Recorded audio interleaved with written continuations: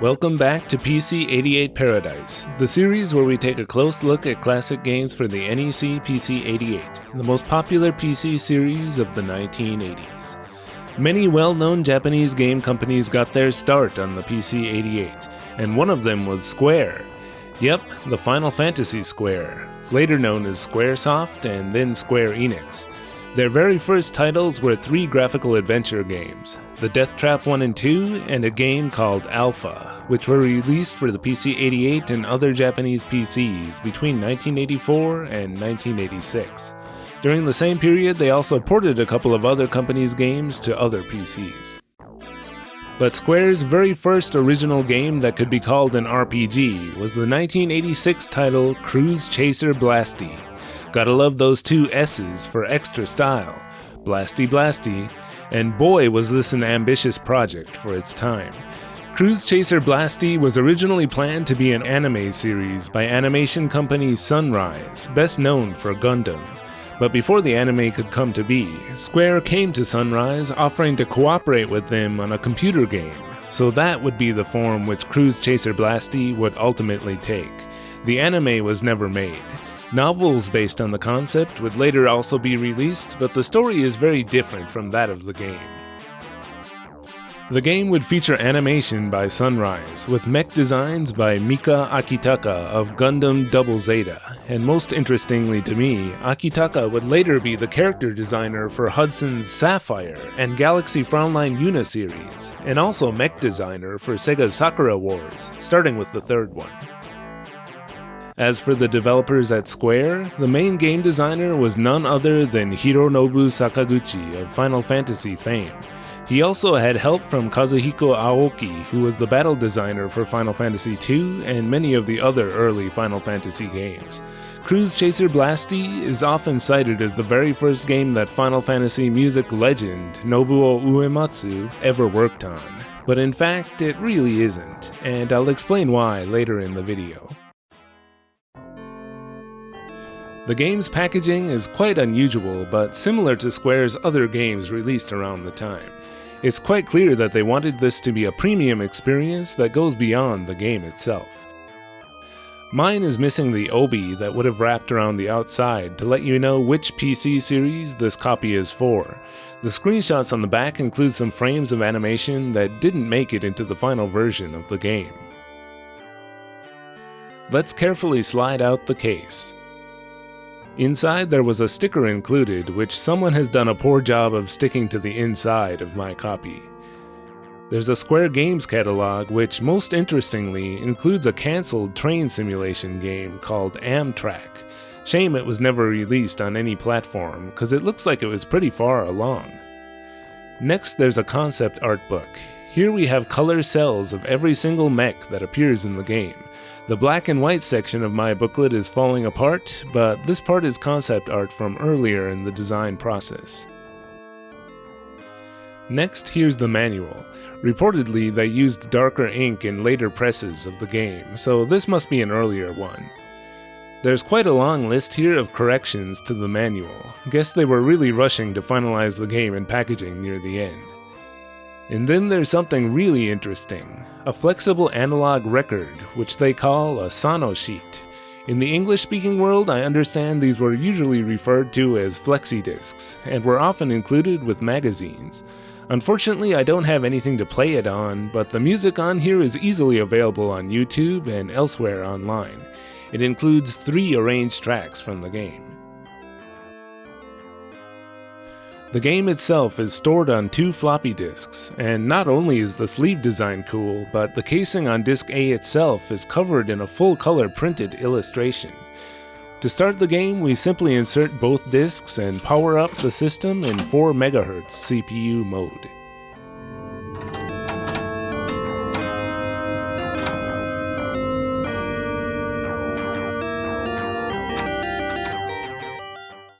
So starting up, we get Square Presents, and character designed by Nippon Sunrise, before the title screen and theme music.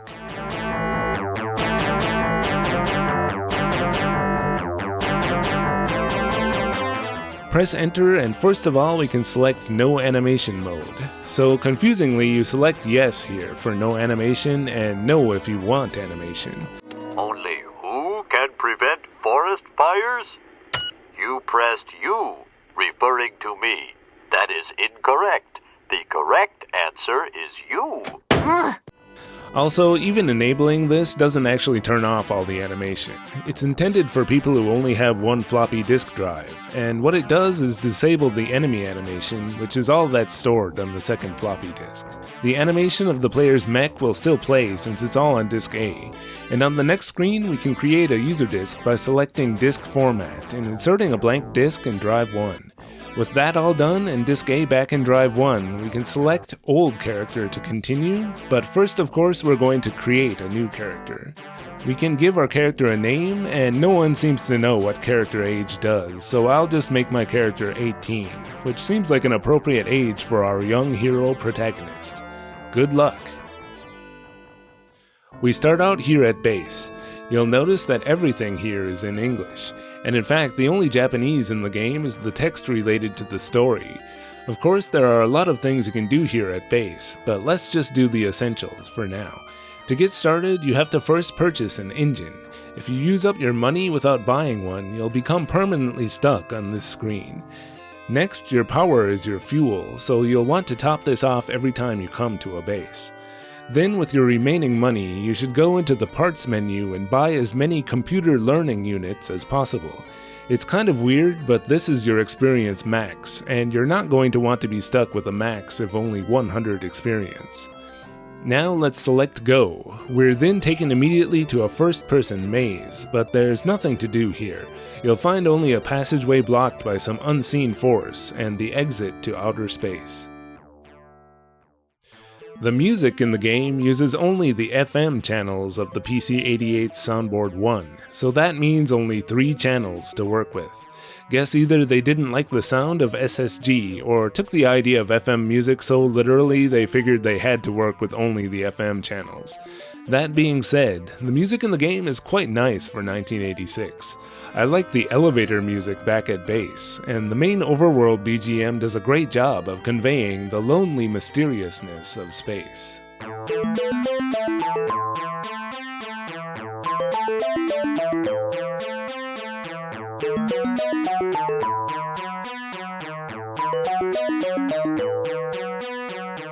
Look how much difference a change of music can make.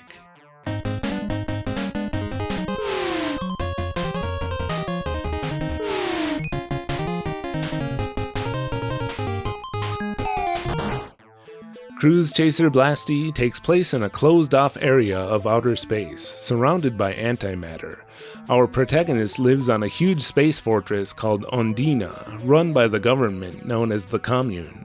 Ondina is populated by bounty hunters who pilot mechs called Cruise Chasers. They've been instructed by the Commune to shoot down the rebels known as the Inverse.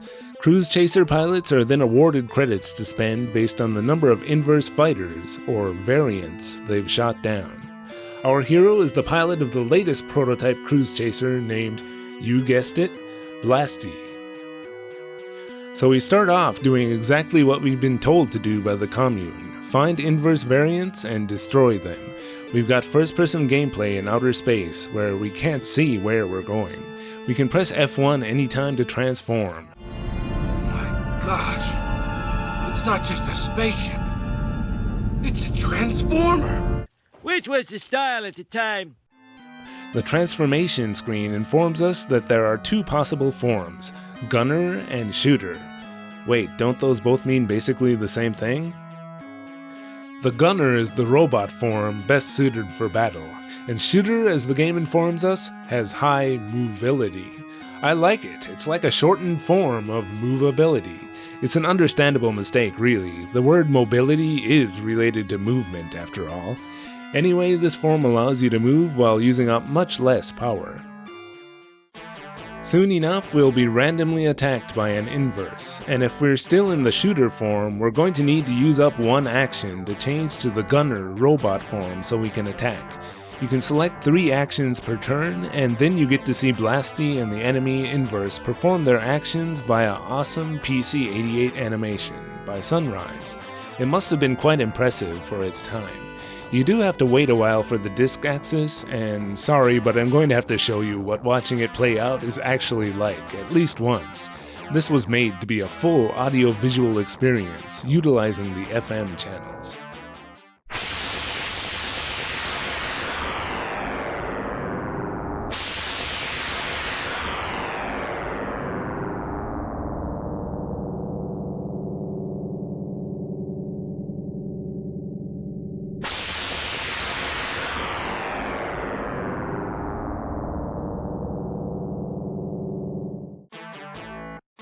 So anyway, if you take a hit, some part of Blassty will take damage, and that will need to be repaired.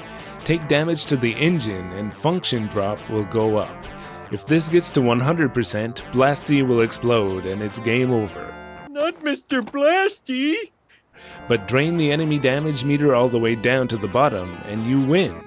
Your shoot down counter goes up by 1, and you'll gain some computer learning, which is your experience.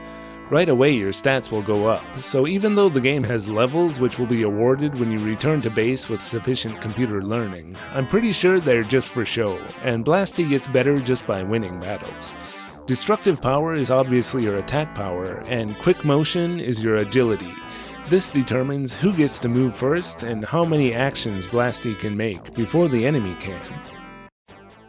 So back to the main space screen. Navigating here is just as confusing as it looks, and one of the main complaints about Blassty. You're blocked off by walls of asteroids, and you can't even see them coming until you get right up against them. How is anybody supposed to know where they are? I can't even find my way back to the Ondina. The manual makes it very clear that you're expected to draw your own maps, and at least it tells you that the maps are 20 by 20 spaces and gives an example, though this isn't an actual map from anywhere in the game.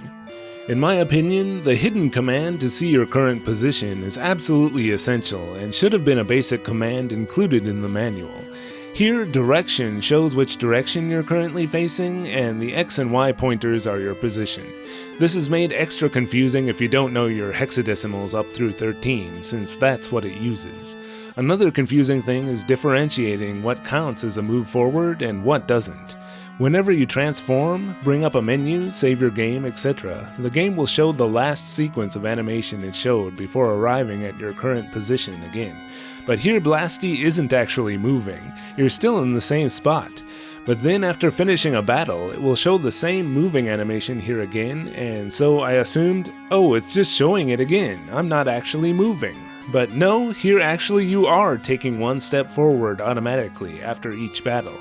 So without the hidden position command, I can only imagine how lost players must have been. Even using it along with maps available online, I had more than enough trouble navigating the game. Back at Ondina, we can use our shoot down counter to get credits and pay to repair damaged parts of Blassty. We also need to refuel by topping off the power meter. At the bar we can speak to someone, or if we want to see even more tips for the game, we can tip someone or buy them a drink. Okay, so what should we do?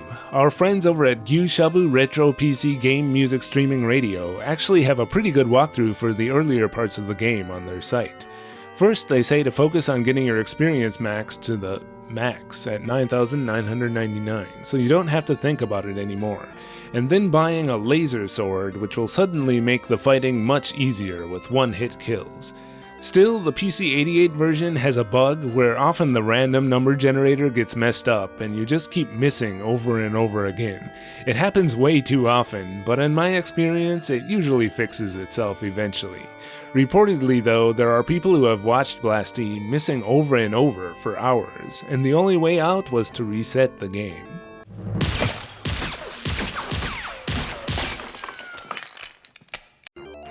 So since we need money to buy things like the laser sword, Blassty quickly becomes a pretty grindy game, and having to slowly watch the animation gets old fast. As mentioned earlier, there is a no animation mode, which is better than nothing, but it only turns off the enemy animation. So at a few points in the game, I ended up making a disk image of my user disk and moving temporarily over to an emulator to turn up the speed. Another trick you can use to speed things up is activating the hidden positioning command while inside the Ondina, which will make enemies attack you there. You might want to wait until you get a little stronger before you do this though, since occasionally strong enemies will appear. Either that or just save often and be ready to reset if you get attacked by one of them, since you can't run from battle in this game. You can save anywhere, by the way, by pressing F5 to bring up the save load menu, and you get 7 save slots on the user disk. Once you have the laser sword, you'll feel unstoppable. Now you can go out and fearlessly explore most of the game. Stage 1 is almost completely empty. Besides the Ondina, you have the gate to the next stage, and then you have these spaces on every map where messages will appear. These messages start giving major spoilers for the plot pretty quickly, so I think I'll save them for later in the video. Moving on to stage 2, there are another couple of messages to read and a new station you can visit. This is what's known as a neutral station, which can be used by either the commune forces or the inverse, but fighting within them is strictly prohibited. Here you can only repair and refuel your ship and get credits. Stage 3 has both a commune station and a neutral station. At the commune station you can buy and sell parts, just like at Ondina. The stage has some more messages, and this one also has some planets you can run up against as an additional obstacle. They don't actually do anything, but force you to go around. Stage 4 is where things get a little interesting. There's one neutral station, and this is your very last stop before venturing into inverse territory, where there's nowhere to refuel or repair your ship. You can take either of these gates to get there, but how exactly do you even get into the upper part of this map? There's no way through, and if you try going up through here just out of curiosity, you'll get attacked by a wall of the most difficult enemies yet, called Crub Rays. I call this the Crub's Nest.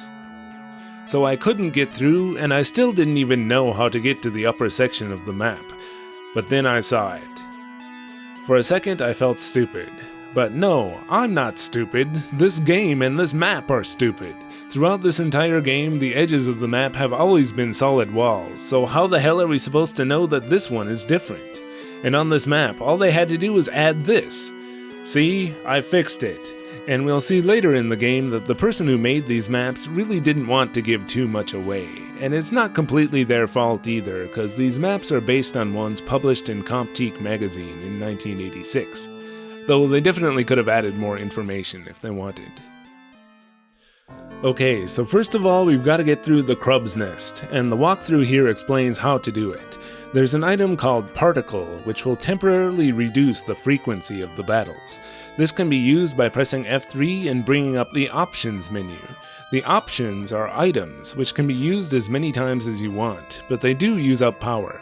The regular particle can be purchased for very few credits, but to prepare for the end of the game, the walkthrough recommends you buy a more powerful type of particle called the N100, cause you'll need it later. The only way to get it is through a lab like the one at Ondina. Here they have a list of the parts they are currently developing, but no particle N100 yet. What you have to do is help them complete the parts they are currently developing until the N100 finally appears on the list. There's a minimal amount of credits you have to contribute in order to increase the completion rate of each part. Figure out what it is and keep donating that amount until each one is complete. Don't worry, if you try to donate less than the minimum, they won't even take your money. After tons of grinding and donating, finally Particle N100 appeared. Then of course you have to actually buy it from the shop too. With all the money I donated to the development, I don't think it would be too much to ask for them to just give me one. After that, I also went ahead and bought a better sword and engine to make things easier. And I eventually bought one of each type of weapon, just so I could see all of Blasty's animation. So it's through the Crub's Nest and on to stage 5, the final stage. Here's how you get out of this box that you start out in, by the way. We're deep into inverse territory here, so you can't refuel at either station. Make sure to refuel in stage 4, don't make many unnecessary movements, and stay in shooter form as much as possible to conserve power. Here there's a force field blocking the way to the station at the top, called Elda Land, so we have no choice but to start with what the game calls the legendary station Rebellion. Here we finally get to actually do an indoor first-person maze for real, though this one is extremely straightforward. If you're in shooter mode in the indoor parts, you can just press forward and you'll zip automatically through the maze, only stopping when there's an enemy or a fork in the road. Partway through the maze in Rebellion, the Inverse will speak to you and invite you to join them. Join the bad guys? Why would I do that? So then we zip through to the end of the maze and are attacked by an Elixir, the most difficult enemy in the game. Defeat it and our protagonist says they've opened the gateway to Elderland. Rebellion began to explode, but he got out. So now we're back in stage 5 and can return to the earlier stages if we need to refuel. But let's head to Elderland for a 3-floor first-person dungeon. Here these E's are elevators to other floors, but again these maps won't just tell you where you need to go. So here, for the first time on the internet, as far as I'm aware, is a walkthrough of sorts for the later parts of the game. Here, don't take this elevator on the right, it leads to a maze to nowhere. Take the one on the left, and then the second floor is over in a second. The map of the final floor is fine, except they didn't bother to mark the goal. Here it is. On the way there, you'll probably be attacked by a lot of EDDs, and it's very hard to avoid taking damage, so use your particle as needed to reduce the encounter rate. It's worth it. At the end, we just have to fight another Elixir, and then it's the ending. So let's put a spoiler warning before we talk about that. It says the Inverse were destroyed, but the gods had yet more ordeals in store for mankind. More variants appeared to do battle with the commune, and the days continued on much the same as before. Then we get a cool shot of Blassty before the credits, and after that the final screen that says, "Congratulations, you are the perfect player. We are looking forward to see you in our next game." Okay, so maybe you figured out by now that this was the bad ending, so let's rewind and get the good one. The messages scattered throughout the game gave plenty of hints to the truth. To sum them up, the enclosed area of space where the game takes place was created by aliens who trapped the humans there and established the commune. The Inverse are the rebels who want to destroy the commune and break free from this enclosed space prison. So it was the bad guys who were the good guys all along. That's the twist. So this time aboard the Space Station Rebellion, let's choose to join the Inverse, and instead of fighting an Elixir, here we're given 5,000 credits, plus 3,000 destructive power, and an option called the Power Maker. The Power Maker restores your power, but can only be used once. We are told that Rebellion is done for, and to head to the other station, Elderland. Outside, we still get hit by random attacks, so I guess either the Inverse haven't heard that I'm on their side now, or maybe these are the commune forces. I don't know. This time, instead of a first-person dungeon, Elderland is a regular station where we can not only repair and refuel, but there's even a shop, bar, and a lab. As an Inverse, now this is our main base for the rest of the game. And at the bar, we learn that our goal is to destroy the Ondina. But there's now a barrier blocking the way there. To open it, we've got to go to the other commune base in stage 3. There we get called a traitor and have to navigate a dungeon. It's only one floor, and the goal is either one of these spaces, where you'll find a computer to open the gate to Ondina. So then it's back to Ondina for the final dungeon of the game. It's that teaser dungeon from the very beginning, only now we can't enter the shop, and instead we can get to the rest of the dungeon, which was blocked off before. This is the most difficult dungeon with 5 floors that are almost impossible to get through without the particle N100.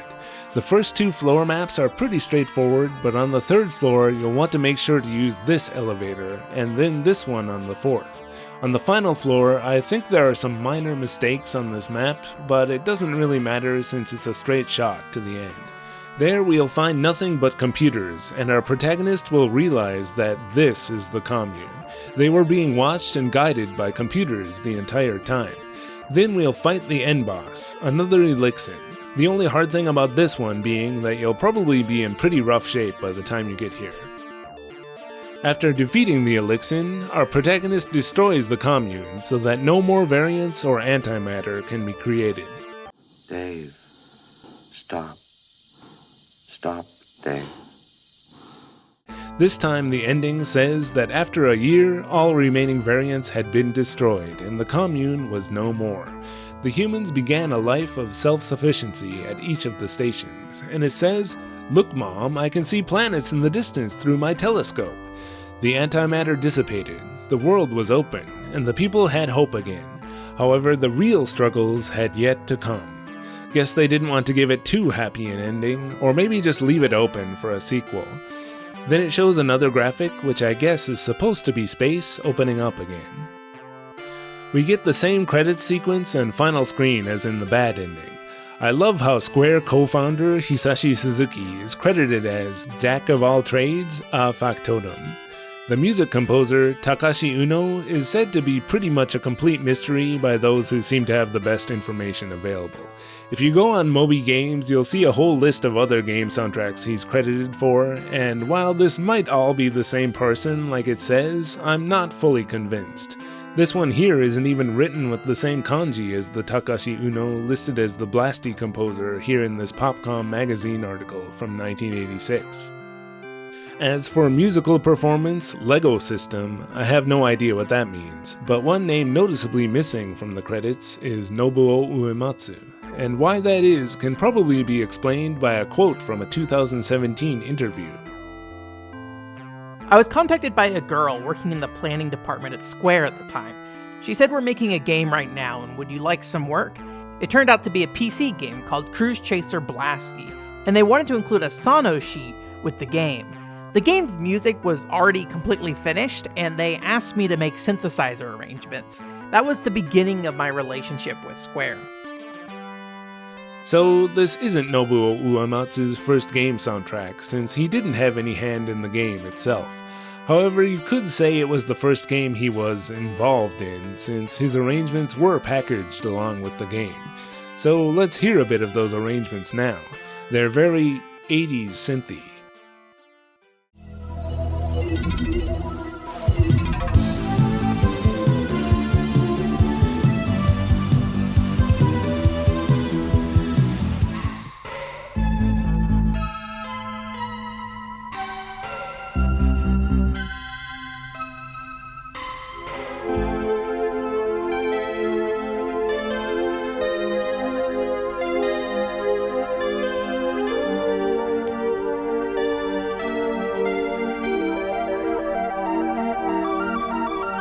And if you want to hear more, you can just search for it on YouTube.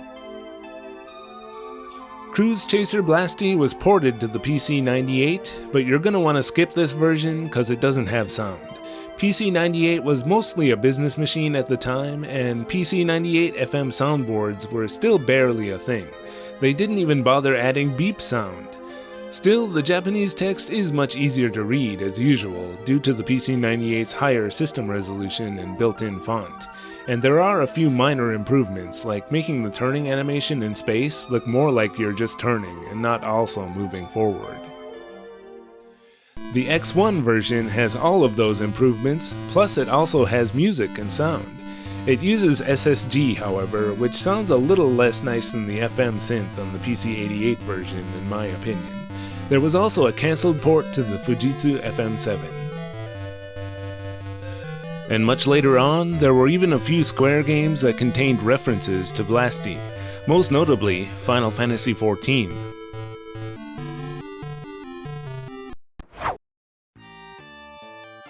Chaser Blassty is a fascinating piece of history made through the collaboration of what would later become Japan's foremost RPG creator and a professional animation studio. Though limited greatly by technical capabilities, they were able to create impressive animation for the computers of the time. The game itself is a standard first-person dungeon crawler with serious playability issues, and grinding that needs to be carried out through repetitive battles. It was no doubt a very different experience for players who chose to slowly make their own maps while gaining money and experience more organically. Either way, the game's story and unique atmosphere are sure to stick with me for years to come. Chaser Blassty is not a game I would recommend anyone actually play, but if you're a huge Square fan interested in their early history, I'm sure you'll check it out anyway, if you haven't already. For the rest of you, I hope this video told you everything you ever wanted to know about the game and more. Blassty Blassty!